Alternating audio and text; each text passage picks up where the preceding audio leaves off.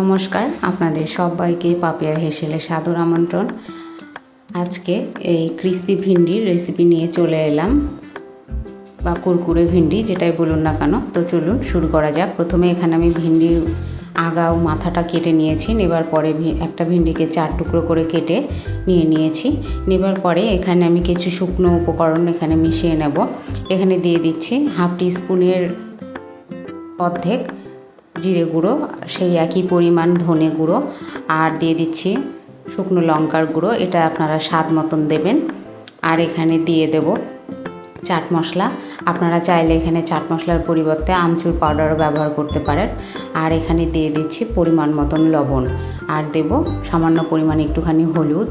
দেওয়ার পরে এখানে আমি দিয়ে দেব বেসন। এখানে আমি বেসন 2 টিস্পুন মতন দিয়েছি। আপনাদের যদি আরও লাগে সেক্ষেত্রে আপনারা ব্যবহার করতে পারেন। আমি সমস্ত উপকরণগুলোকে দিয়ে আমি শুকনো এরকম করে মিশিয়ে নেব। এই যে দেখুন মেশানো হয়ে গেছে।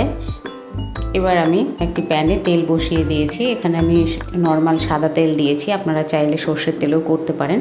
দেওয়ার পরে তেলটা যখন একটু হালকা গরম হয়ে আসবে সেই সময় এই ভিন্ডিগুলোকে এর মধ্যে দিয়ে দিতে হবে। দিয়ে এটা লো ফ্লেমে আস্তে আস্তে ভেজে নিতে হবে, একদম ক্রিস্পি হয়ে যাবে।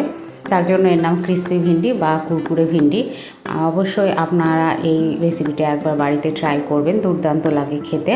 আজকের রেসিপি আপনাদের কেমন লাগলো কমেন্টের মাধ্যমে জানাবেন। লাইক করবেন, শেয়ার করবেন বন্ধুবান্ধব আত্মীয়দের মাঝে, আর সাবস্ক্রাইব করে অবশ্যই আমার পাশে থাকবেন।